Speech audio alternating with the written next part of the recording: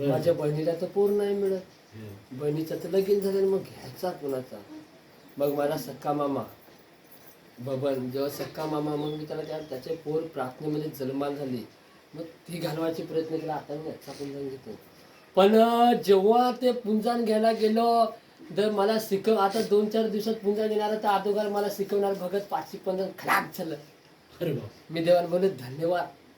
आणि खलास झाला, आणि खलास झाल्यावर मी कसं जगामध्ये होतो त्यावेळी भाई घरी करायचं जास्त. मग जेव्हा जगामध्ये ते माझं शिकवणारे खलास झाला, आणि जेव्हा मी पुंजान घ्यायला गेलो आणि माझी दृष्टी गेली, माझे डोळे नजर गेले, कारण तर ते मामाचं पोर जन्माला प्रार्थनेमध्ये झालेलं होतं, आणि त्याच्या चारी भोवताला अग्नी होती, देवाची आग होती, आणि ते मला मारता येत नव्हतं, आणि माझी दृष्टी गेली. आणि दृष्टी गेल्यावर मी आता विचार करायला लागलो, आता दृष्टी गेली तरी मग आता काय लोक मला येऊन सांगायला लागलं, अरे अजून विद्या चालव, दृष्टी गेली तर. अरे मी बोललो तुम्ही काय विडा आहे का म्हणे विद्या डबल चालू? तर मला काहीच नाही, प्रभूचा काहीच माहीत नाही. मी जगामध्ये भटकायला लागलो, हॉस्पिटलला गेलो, सिव्हिलला गेलो, सायन्सला गेलो, जेजीला गेलो, निलेश सामरावकडे आलो, मीरा हॉस्पिटलला गेलो, भिवंडी गेलो, जव्हार गेलो, सगळीकडे वसईला पण गेलो, निर्मळ सगळीकडे फिरलो, पण दृष्टी येत नाही. काहीतरी देवाची योजना आहे म्हणून दृष्टी आली नाही. जिथे जायचं तिथे सांगायचं तुला दृष्टी नाही मिळत, शून्य आहे. तर मी बोललो नाही, चांगली गोष्ट. जेव्हा मला एक भावाने सांगितला गावातल्या एका समाचार आणला का प्रभूमध्ये ये, आता तुला दृष्टी गेली, असेही गेली आणि तशीही गेली, आली तर ती, नाही तर ती, असाही नाच झाला तसाही झाला. मग विचार केला जाऊ दे, प्रभूकडे गेलो, आणि प्रभूकडे गेल्यावर मी प्रार्थना करायला लागलो. मला सेवकाने रवी पास्टर म्हणून त्याने प्रार्थना केली, आणि प्रार्थना केल्यावर माझ्या डोक्यावर त्याने हात ठेवून प्रार्थना केली का प्रभू आजपासून मी तुझा असं मी स्वीकारला, आणि हळूहळू मला दृष्टी आली, दृष्टी हळूहळू आली. आणि मला अजून देवाचं वचन काय समजलं नाही का प्रभू म्हणजे कोण आहे, देव म्हणजे कोण आहे. मग मी अजून 1 वर्ष सोडून दिली, आणि वाईट विचार आणि वाईट विचार, जार कर्म, वाईट असं करायला लागलो. तर मी देवाच्या लोकांना त्याहून श्राप द्यायला लागलो, आणि येशूच्या लोकांना श्राप द्यायला लागलो, येशूला श्राप द्यायला लागलो, आणि असा अजूक माझी दृष्टीचा अजूक पूर्णपणे खपला. आणि त्याच्यावर मी पुन्हा प्रभूकडे गेलो, देवाकडे पश्चाताप केला. प्रभू आजपासून मी तुला सोडणार नाही, शेवटपर्यंत तुझी भक्ती करेन. आणि मी जी दुष्टाची भक्ती घेतली ते मी गेलो तळ्यामध्ये सर्व त्या पाण्यामध्ये टाकून दिली, आणि प्रभूला स्वीकारलं. आणि आज मी देवामध्ये चांगला प्रभूमध्ये टिकून आहे, आणि देवामध्ये हळूहळू गेलो. आता मी जात असताना प्रार्थनेला मग एका कोपऱ्यात जाऊन बसायचो. आता आंधळे माणसाला कोण विचारणार आहे? बरोबर ना? हालेलुया. जेव्हा आंधळे माणूस, आता एखादा लंगडा माणूस असला तर त्याला कोण विचारतं का, अरे यो लंगडा आहे, साईडला बस. मग तसाच मला लोक खटकायचं, अरे तू आंधळा आहे, तिकडे कोपऱ्यात जाऊन बस, तुला काय समजतं? मग मी कोपऱ्यात जाऊन बसायचो. मग एखादा सेवक काय केला, सेवक शिकवायचा तर माझा जीव धावायचा, प्रभू मी पण जर सेवक असतो तर. एक स्वप्न पाहिला देवाकडे, हळू एक पायरी असा एक माणसाला ओगाळीत पुरा समोर बसलो. मग जेव्हा सांगला का मी पण जर गाणी घेतली असती तर मी पण फार भारी आनंद केला असता तुझा. तर मग काय प्रभूने मला गाणी बसण्याचा टेक्निक दिली. मी गाणी बसून, मला मग लीडर बोललं तुला एवढी बारी गाणी येतात ना, मग बसून घे ना. मग बसून घ्यायला लागलो मी, घेता परमेश्वर आता मी बसून घ्यायला लागलो. आता उभा राहून तर शिकवतास ना विधीवर राहून. तर मग हळूहळू जेव्हा मी कोंडगावला आलो, कोंडगावला पहिलीच सभा उपास प्रार्थना होती, तिथं मी प्रार्थना केल्याने प्रार्थना केला. पहिली स्टार्टिंगला मला तिथं उभा केला आणि वेधीवर उभा केला. आणि ज्यावेळी मी कोयर तिथली चालवली, आणि जेव्हा मला त्यावेळी काही जमायचं नव्हतं, पण हळूहळू परमेश्वराने जमवली. आता कोयर तर चालायला तर झांजांनी माईक हातात धरायला लाज यायची. आता एवढे मोठे माईकमध्ये बोलायचं तर घाबरायला लागलं, झांज वाजवायला भिहायला लागलो. प्रभू तू मला झांज वाजवायला शिकव, कारण तर मी क्रिया करीन, हात माझा आहेत पण वरदान तुझं आहे. मग जेव्हा मला हात आणि झांज दिली, जेव्हा स्तुती आराधना मी ठाकूर पाण्यामध्ये जेव्हा उभा राहिलो आणि कोयर चालायला लागलो, तर आज मी 3 वर्षापूर्वी एकटा कोयर चालवायचो. करायला लागलो, माझे 2 ते 3 गाणी पाठ. आता गाणे आंधळा माणूस तर बायबल पुस्तक कुठं काढेल, विचार करायला लागलो. मग देवाला सांगितलं, देवा मला तू वरदान कर. जेव्हा प्रभूने मला वरदान केलं तर आज मी स्तुती आराधना करतो, तर असं मला लिस्ट गाण्याची खाली येतात. जेव्हा लिस्ट खाली मी जेव्हा गाणी घ्यायला लागलो, जेव्हा गाणी देवाचा प्रचार करायला लागलो, आज प्रभूने माझ्यामध्ये गाणी 60-70 गाण्याशी माझे पाठ आहेत. आराधनाची अजून 15-20 अशी गाणी पाठ आहेत. मी देवाला बोललो, धन्यवाद, तू किती चांगला देव आहेस.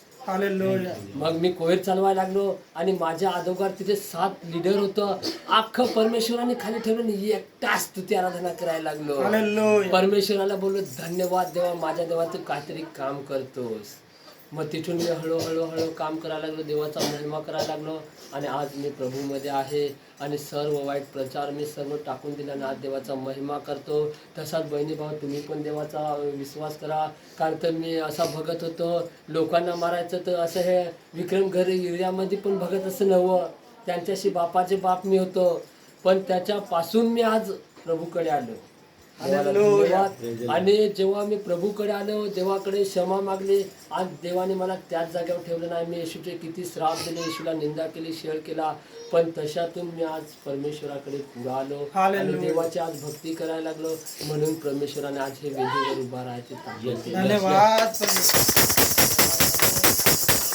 जेव्हा मी आता लोकांकडे जायचो, आता ठाकूरपाड्या मंडळमध्ये प्रचार करायचो, स्तुती आराधना करायचो, तर मग आता बाहेर लोक मला सांगायचे, जेव्हा सांगायचे का आमच्याकडे स्तुती आराधना करायची, तू फार भारी गीत गातोस. तर मग तलासरीला गेलो. आता एवढी 180 माणसं तर एवढ्या मोठ्यात म्हणजे कशी गाणी घ्यायची, लाज यायला लागली मला देवाचं वचन मग केला का, जा तू आणि ढोंग्यासारखा उभा राहा, मी तुझ्यात बोलणारा आत्मा मी जलन उभा राहिला. आणि परमेश्वर जेव्हा बोलायला लागलं, तेव्हा गीते बोलायला लागलं, तेव्हा सर्वांचे डोळे उघडले का आंधळा माणूस जर स्तुती आराधना करतो तर पाहणारी माणसाची काय चीज. जेव्हा ते साक्षी दिली तेव्हा मी प्रभू धन्यवाद. आणि जेव्हा आता मला हळूहळू दिसायला लागलं, तेव्हापासून मी आता देवामध्ये चांगला टिकून राहिलो. आणि अशा परिस्थितीतून मी गेलो. अशा परिस्थितीत जेव्हा सेवेमध्ये उतरलो, प्रभूमध्ये उतरलो, तर माझे वडील माझा विरोध करायला लागले.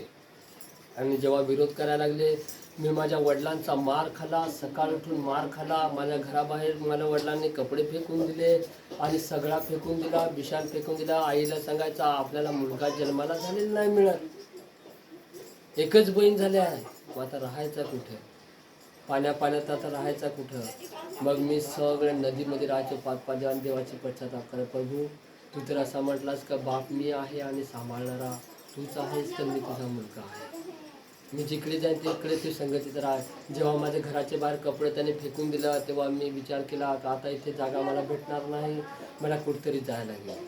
मी जेव्हा घरदार सोडला आणि सर्व बिस्तार बांधला आणि रस्त्यात जाता देवाची स्तुती, हातात काठी आणि देवाची स्तुती महिमा करत जात होतो. जाता पार तिकडे तानसा, आमच्या तानसा आहे तिकडे पार सोडला मी. आणि सोडला तिकडे पार गेलो आणि रस्त्याला लोक यायची, माझ्या डोळ्यातून अश्रू पडायचे, प्रभू तुझ्यासाठी घरदार सोडा, मी तुझ्यासाठी भीक मागून आणि खायला तयार आहे, तुझ्यासाठी मी जीवन द्यायला तयार आहे. तर प्रभू मारत खायला आहे तर तुझ्यासाठी जीवन द्यायला सुद्धा मी तयार आहे. आणि मी जेव्हा अख्खा सोडून दिला आणि घराच्या बाहेर पडलो आणि घरच्या बाहेर पडल्यावर मी रस्त्याला जाता मला 2 जण व्यक्ती भेटलं. कारमध्ये येत होतं, 2 जण व्यक्ती भेटलं. तर मला ते थांबलं, आता माझ्या ओळखीचं नाही मिळत आणि माझ्यावर बरोबर कपडे पण मिळत नव्हते, फाटलेले तुटलेले होते. तर त्यांना दया आली का भिकारी माणूस जातो, त्याच्या पाठीवर बॅग आली, तर त्यांच्या दया आली. तर त्याने थांबवली गाडी. सांग कुठे चाललास? मी चाललो म्हणे, आता माझ्या बाबाने घरदारातून मला शपाळला, माझ्या डोळ्यातून अश्रू आला आणि त्यांच्यासमोर मला दुःख वाटलं. आणि मी घरदार सोडला. आणि जेव्हा आई सांगायची का मुलगा जन्माला झालेला नाही, बाप सांगायचा नाही, आणि आता राहायचं कुठे. मग मी विचार करतो, देवा जर त्याच काळी जर मला जन्माला घातलाच नसतास, त्याच काळी जर मला जन्माला तू दिला नसता, तर आज असे हाल मला आलेच नसते. पण जेव्हा मी घरदार सोडला आणि जेव्हा ते व्यक्ती भेटले, तेव्हा त्याने मला गाडीमध्ये बसवला आणि आणला पुन्हा तानसाला. आणि एवढी माझी त्याही सेवा केली का माझ्यासाठी गेलं धावधावत, त्यांनी चिकन आणि मटण घेऊन आलं, माझा एवढा सत्कार केला, खूप मला खायला गेला, पैसे दिलं. मी विचार केला का मी तेव्हा मला देवाचं वचन समजलं का प्रभूने हे देवाचं दूध पाठवलं आहे. आणि देवाचं दूध पाठवलं. जेव्हा मी तिथेच राहिलो, अख्खा दिवस राहिलो, आणि मला घरी येऊन फोन आला. मी प्रार्थना करायचो, घरी येऊन फोन आला मला का आईने फोन केला, कुठं आहेस तू? आता मला घरातून शपाळ आलं तर मला काय विचारतात? मला काय तुमची गरज पडली आहे? मी कुठेही मेले तरी पण तुम्ही का तर मला विचारतात? जेव्हा आईच्या डोळ्यातून अश्रू आलं, बाबा सांगायला लागला का ये घरी आणि एकटाच मुलगा आहे. मी जेव्हा घरी आलो आणि घरी आल्यावर आज देवाची खूप तिथे माझ्या आई वडील नुसता येशूचं नाव घेतल्यावर मला लाथा उठून मारायचं.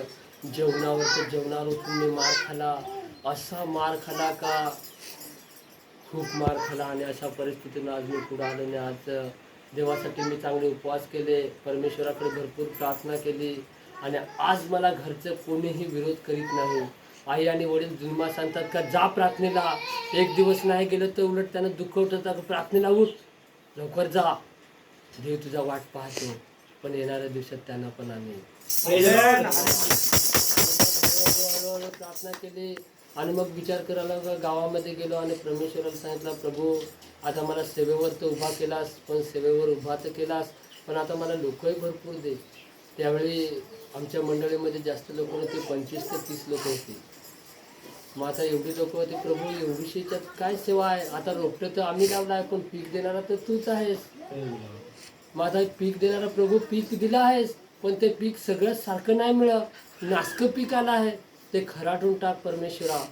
आणि खराटून टाकल्याने असं पीक परमेश्वर दिला का ते मंडळी खूप वाढली आणि भरपूर जागा नाही राहिला.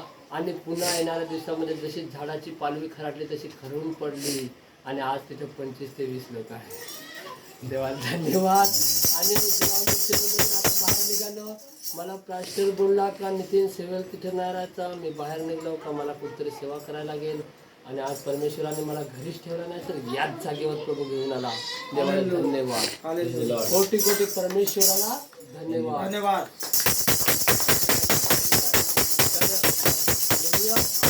तुम्ही पण विश्वास ठेवा.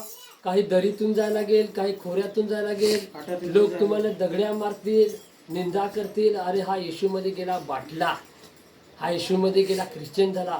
माझे पण असे पोलीस लोक माझे किती मित्र आहेत, त्याला विचारून पाय. किती मोठे अधिकारी, ठाणे जिल्ह्याचे अधिकारी, पालघर जिल्ह्याचे अधिकारी, मोठमोठाले अधिकारी माझे आहेत. तर मला काही बोलले काय, अरे नितीन येशूमध्ये आता काय तुला बदल झाला रे?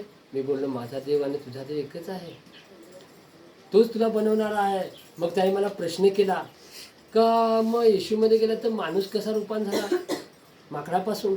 मी बोललो नाही.